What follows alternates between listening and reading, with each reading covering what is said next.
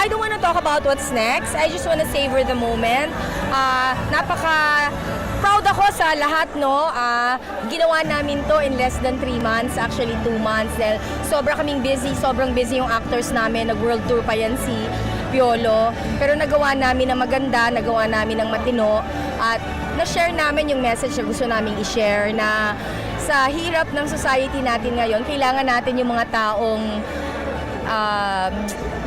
ano ba to, Jeff? Mga taong may malasakit, may mga taong may integridad, may mga taong ipaglalaban, 'di ba? Ang bansa natin malalim pero it really is a mirror of what's happening now. So I really hope that more people can watch it.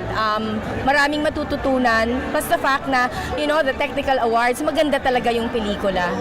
Gatpuno J.